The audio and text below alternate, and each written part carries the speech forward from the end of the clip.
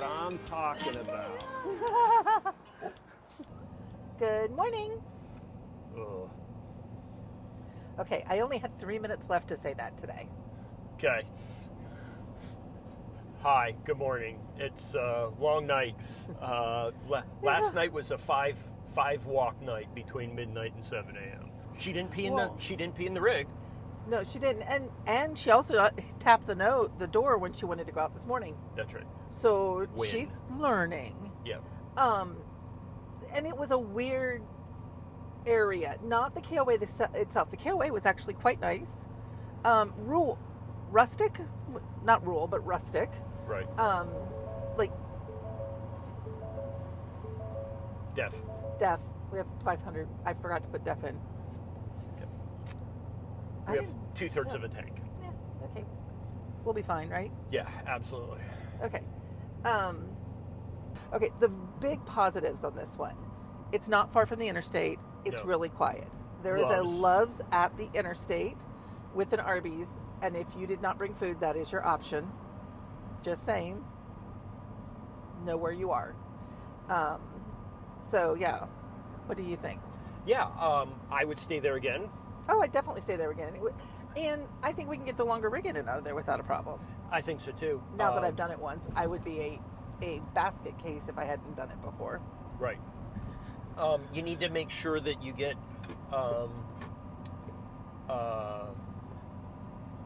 Don't be like us, have propane when you show up. Yeah. Yeah.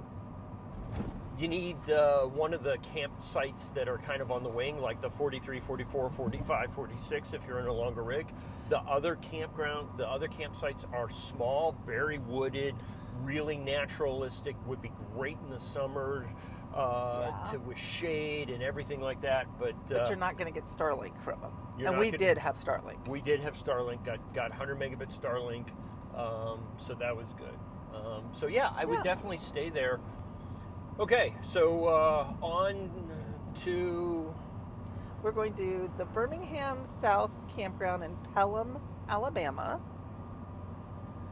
And we're going to be there for a little while. We're going to pick our rig up tomorrow.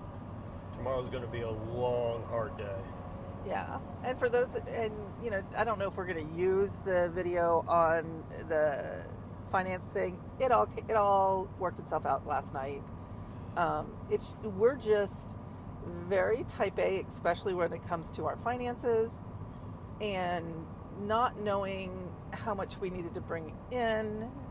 I mean, we couldn't get, even if we were paying cash for the entire rig, we didn't have a total. Yeah. Yeah, that's the thing that really kind of, and we've had this through a couple of different interactions with different RV dealers, so it appears to be RV industry pretty common. So it may just be that we're the exception to how things work, and we don't feel like we should be. Like, I think we're going to become more of the norm. Right? But, yeah, they're going to, we know what we need to bring in on Monday, so we're supposed to be there really early, but we're going to have to go to Montgomery and come back because that's the only place our bank is. Right. That's the closest. So we're going to have to get up first thing in the morning, drop the rig on the way to Montgomery, and then be in Montgomery when the bank opens so that we can get the certified check. Yeah. And then come back and do everything and have it ready to go for a 28-degree night tomorrow night. So things are going to need to make sure that they work. Yep. But I mean, we can also, we can get them into the rig if they want to start looking at it too. Yep. Because, they can't get into our garage right now. Our garage is full of boxes because, to my mind, it's better to pack everything up, put it in the garage, and then we can get it all into the garage in the new rig and slowly work as we're going to North Carolina to get it unpacked. Because in reality, we're only going to be in it for 3 days or 4 days, and it's going to be at the solar installer. And we heard from the solar installers, they're prepped and ready for us on Monday the 5th. So I'm really glad we're not showing up tomorrow, because that's what they thought was happening. Yeah. It was like, so they said, it was cute. So I have a question for the audience. So our experience so far has been when dealing with at least the internet salespeople, is you get kind of a text, right? You kind of get a picture of a sheet that's got a number on it, and you don't quite get the actual sense. When we bought the Blue Goose, right, we actually got an MSRP sheet, we got the pricing sheet, we got everything like that, like you would buy a car, and it had everything on it, options, the whole 9 yards. And here we just basically have, for the last 2 times we've done this, we basically have a text chain. And it's not only been with the Bishes, but Angela had been negotiating with a couple of other dealerships the first time, and they all basically did the same thing. So has that been your experience, or when you go to buy one of these things, do you have, you know, a sheet of paper with numbers and tax and fees and everything on it before you show up to actually close the deal? Let us know down below. Well, I'd be interested in knowing. I would like to talk about that, and I would also, like, if that's not the norm, how do we as consumers help the RV industry change that to being the norm? Because I don't buy cars without that information. I don't buy houses without that information. And yet, in the RV world, it seems to be normal just to, okay, this is what I said, shake my hand, great. Yeah, and that's not... And then you show up and it's like $5,000 difference with fees and taxes, and you're like, yeah, but what taxes are they appropriate for my state? What fees? We didn't talk about these fees, right? So that's part of what's driving me, both of us, in this type A Uber controlled, you know. I know that we're supposed to be camping and chilling out on the beach, but have you met us? Yeah, we're still tech nerds. Sorry, it's always going to be that way, and we don't like it when you're playing with our finances. So that is what it is, and it would be that way even if we were paying cash. I mean, it's like they can tell you that you have a deal, but actually completing and closing that deal does not seem to go well. Right. And I think the company that gets it to where that is smooth and goes well is going to be the one where everybody's going to end up going in the end. Yeah. So somebody needs to get it straightened out, and then just advertise, this is how we do it, and this is how it should be done, and right. Anyway, so 2 hours to Birmingham. We're going to get in. Well, I'm not going to say that because I don't want to jinx us.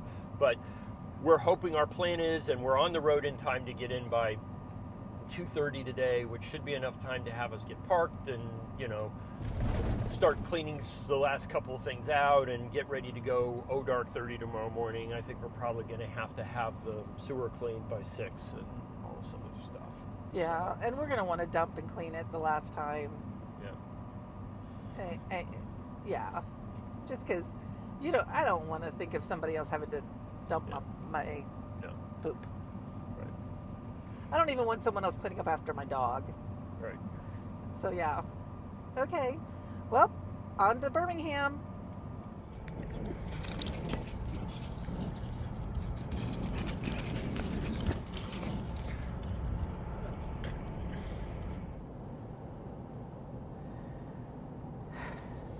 Hello. So we had an early morning this morning. Yes. Going to be a big day. It is going to be a big day. Made a little bit more complicated. Yeah, we are. We thought we'd be pulling out, 8:30 to go the 10 miles to Bishes. Right? Yep. Instead, we were up at 6 so that we could drive to Montgomery, which is 80 miles one way.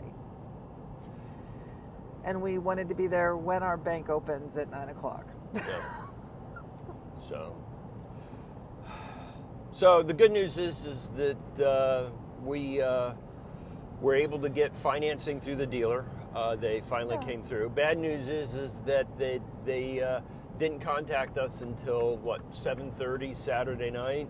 Yeah. To say, you got financing. You got financing, not a problem. Not a problem. I don't know where they thought we were getting the down payment from. Right. Well, and we knew we were going to be okay because we had financing through the bank too, which is, expensive. It was expensive financing because through the bank. We don't have a house, but right, and yeah. But the dealership, the finance people kept asking us, we need to run more credit, we need to pull your credit more often, keep extending. So I had to extend our credit unlocking several times because they kept running new banks and running new banks and running new banks, and no one was giving us an update. And so our assumption was that because we were full time and we had seen the stuff on the internet about people not having a difficulty if you don't have a residence, so we went out and got with our bank, and in 15 minutes they said, yep, we'll go to underwriting, and 2 hours later we had a final decision. Yeah. So we knew that we had financing, but we didn't know who the check was to. We didn't know how much. We still don't have final numbers. I mean, we're going into this thing and we don't know, what. Yeah, they've told us how much to bring, which is fine, and right. So it's just been kind of frustrating that we've known since September 20th, right? And it comes down to the day before Christmas with less than a week to go, and all of a sudden we're starting to look at financing options, right? And what our options are for payment. It's just the process is not.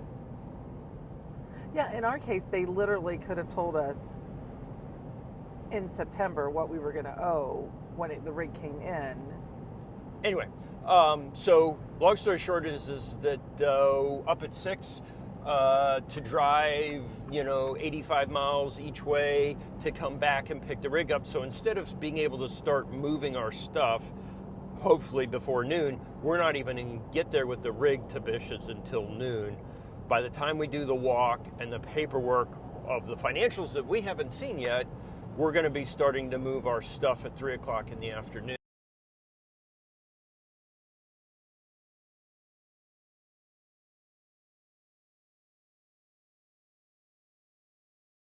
And it's supposed to hit 26 degrees tonight. So we're going to need to get back to the campground, get water loaded, get the water disconnected, and under the heated tank, right? And having to do it at night with a rig that's now 2 feet longer than what we thought, right? Yeah, in a site that it's probably going to barely fit in. Right. It's just it didn't have to be this difficult, right? We had lots of time. We made every plan we could, and I think that's what's frustrating us more than anything is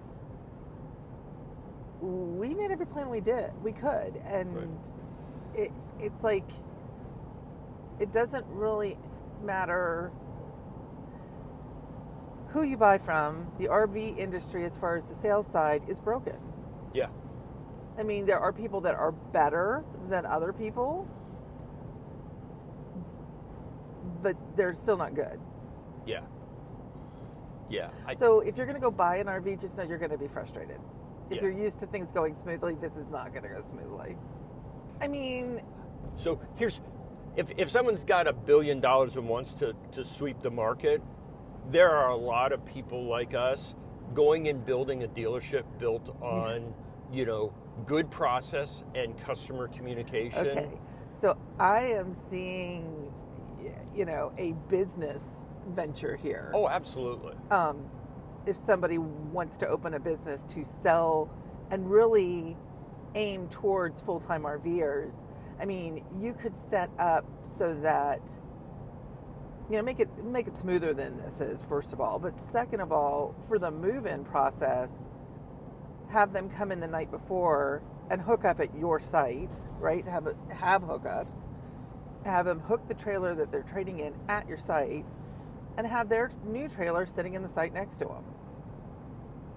Right. So the next day, all they have to do, I mean, if you set it up as a buddy site, for most people that would work, but most people are going to want to move from door to door. Yeah. If you've got the money and want to get involved in this and get it set up, right? A communication plan. Right. You order, here's what you're going to deal, here's what our process is, here's dates that you're going to know things, right? If a date of T- something goes by and you don't hear from us on this, call us and call this number, here's the person who, right? Well, it wouldn't be that hard to completely blow expectations out of the water. and the right? fact of the matter is, there is free software that you can use that will do stuff like that. Like, these people are selling things that are over $100,000. Why aren't they using free software? Right.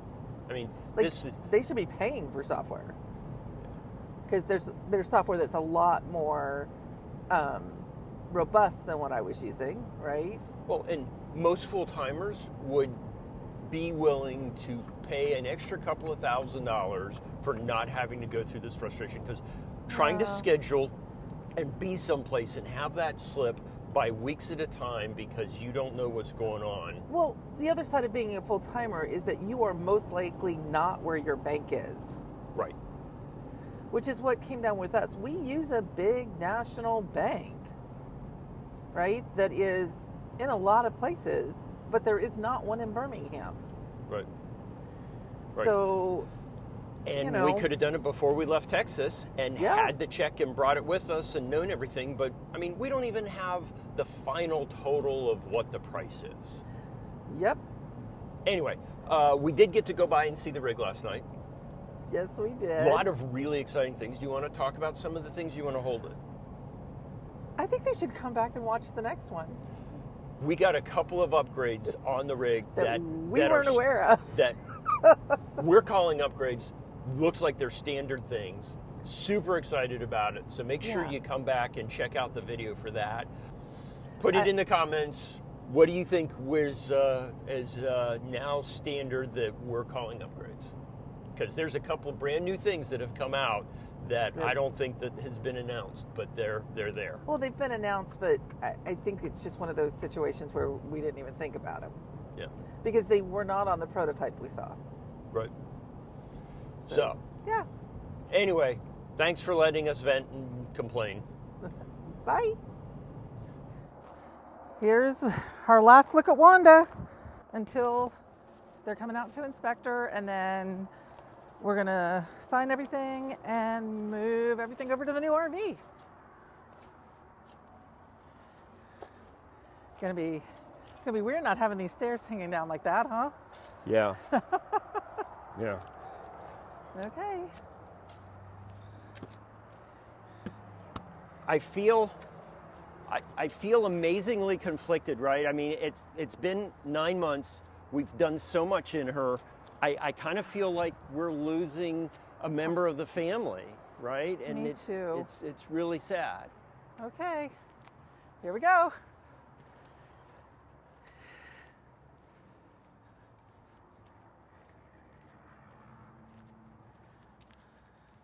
It is weird that we're leaving the girls out here.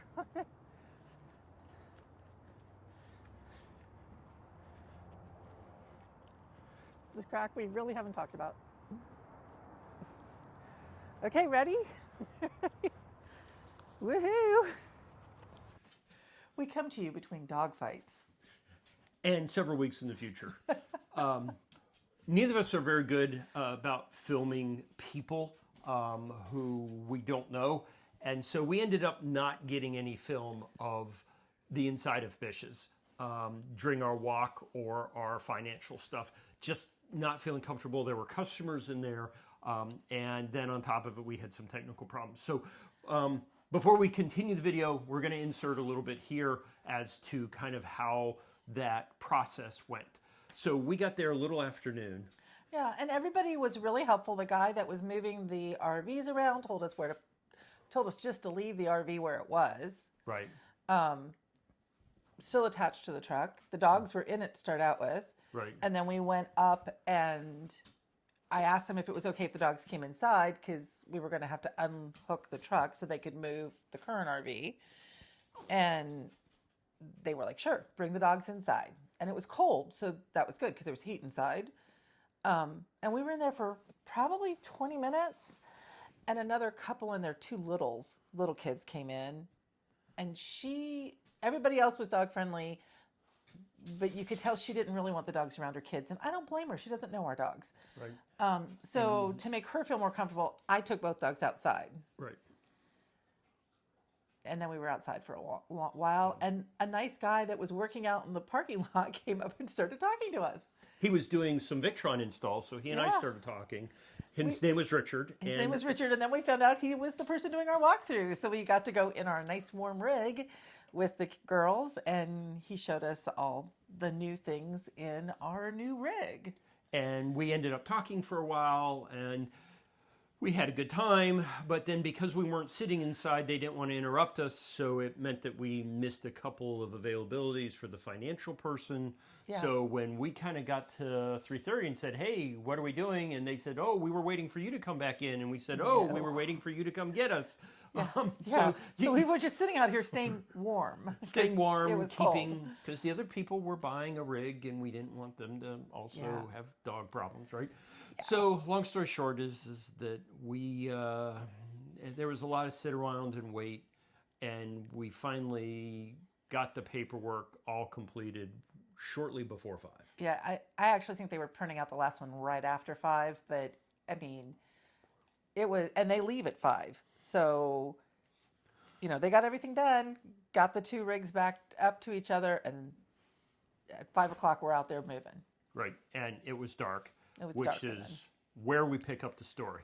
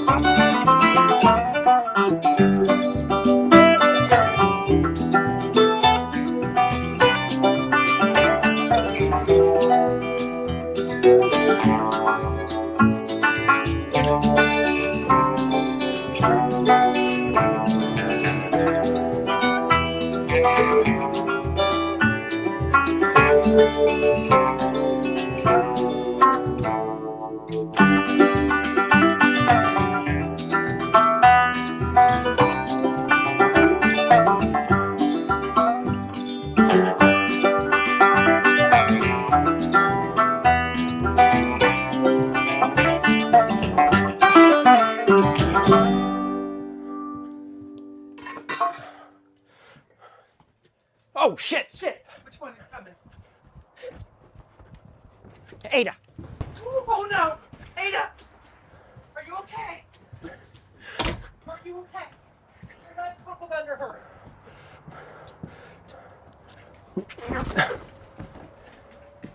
I think she's okay. Come here. She went down, and it just crumpled completely from her paw all the way down. Front, back? This one.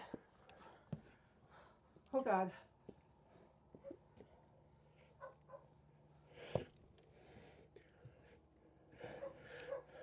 If you have your legs.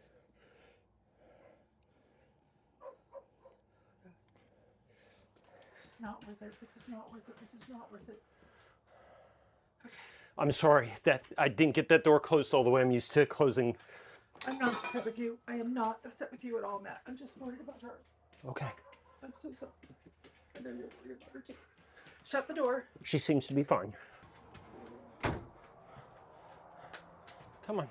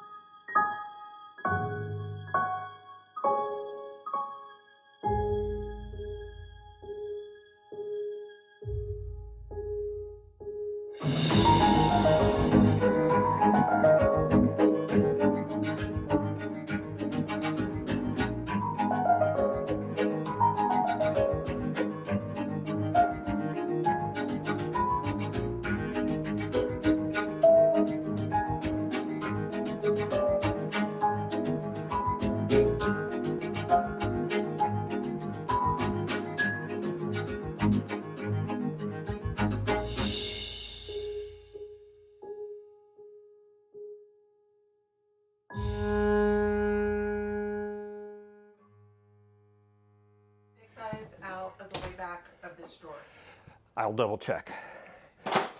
because I don't see them. Okay, because you girls have been so good. Oh, you're so good.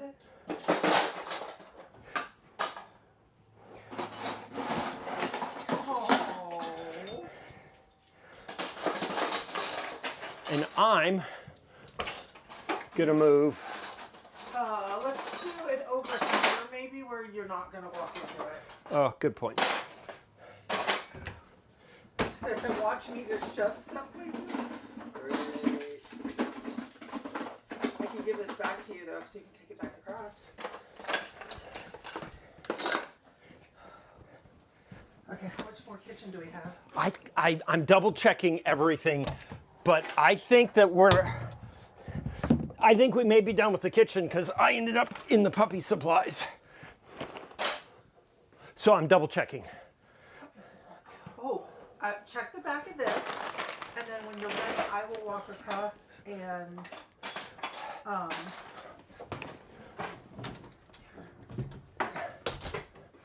I was just going to put it up on there. Is that okay? I think I'm waiting for her TV. Yeah, I don't know where to put anything. I don't know where to put anything. Everything is just in the shelf. Yeah. Yeah.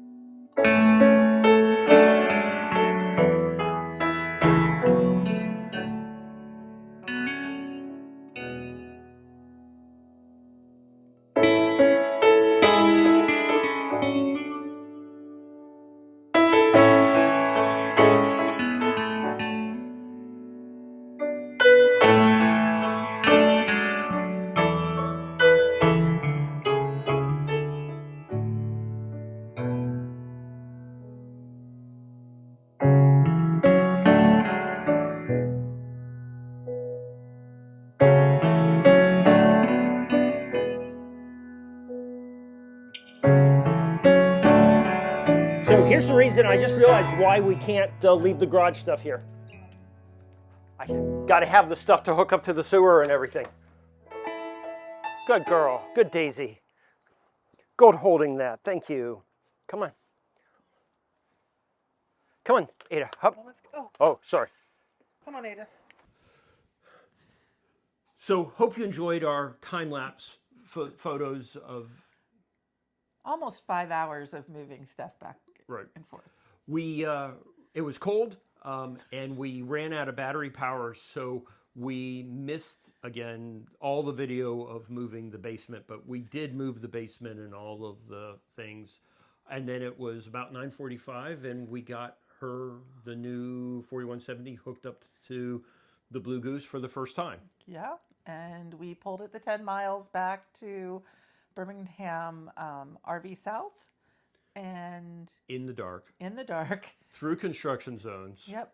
And the first thing we did was hook it back up again. Well, we had to get water in it real quick. Right, because it was 23 degrees when we pulled in. Yeah, so we pulled in enough water for the night, and then... And, oh my Lord, I didn't get that either, but we had... Remember, I had all the problems getting the water in because we weren't sure. The new tanks have reporting in 10% graduations, but I was putting water in and putting water in, and I couldn't see it going up at all. And I thought, I've got to be getting water in here. But what I hadn't realized is they had slowed the water down into the park because of it being cold or something. And so after struggling for an hour in the cold, we finally hit that 10% mark. It showed up. We're like, okay, we have enough water. We can now disconnect everything. Well, and we also got a bucket and filled up a bucket off the spigot and put it in the shower because we're like, if we have a bucket of water, we can flush toilets. We can do lots of stuff. So we didn't need it. Angela came up with the bucket idea right as it hit 10%. Yeah, hurricane girl over here, you know. Right. So, yeah. So at this point we are in the we're getting it we're doing exactly what we have to do and only what we have to do to go to sleep. Right. The rig was 33 degrees on the inside when we started. By the time the next scene comes up, we've gotten it to 50 something. Yes, we did. It ran all night and consumed an entire bottle of propane. And we were so tired, we fell asleep on the recliners in the living room and never went to bed. I never went to bed. So here's the very first thing we did once we kind of got all the emergency stuff done. And thanks for watching. And next week, the video is going to be the first 24 hours in our new rig. So make sure to come back and subscribe so that you can see the very first 24 hours of our brand new rig. Yeah, and we will still continue to edit Alaska videos. It's been a while since we were in Alaska now, so they're just going to get interspersed throughout new videos at this point. So thanks for watching. Here's the closing scene. Daisy, stop. Okay, so. To open, push down and turn. Push down. Turn. Oh, there it goes. I think. So you've had your rig for less than 30 minutes. What's the first thing you do after moving in? Well, technically we've had the rig for almost 5 hours. But we just got to our campsite at 10 o'clock at night. We'll talk about that another time. The first thing you're doing, the very first thing we're doing, is we're putting liquefied in the toilet. We're going to treat our black tank right from the start, just like we did with Wanda. And we are going to put about 2 ounces in. I'm going to guess because this is a refill one and I have to find another bottle. I don't know where it is at the moment, so we're going to guess. I'm going to say good to you. Oh, hey! Stop.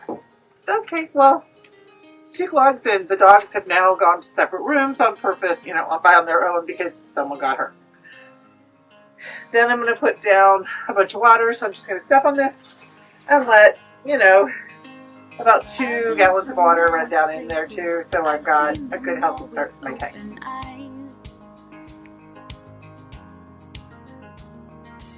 Seen islands, open spaces, Serengeti sun slowly rise. All these memories, I hold them near me when I sail the Aegean Sea. But there's one place for me. Take me to that place where I come from. The only place where I really belong. Take me 'cause this voyage seems so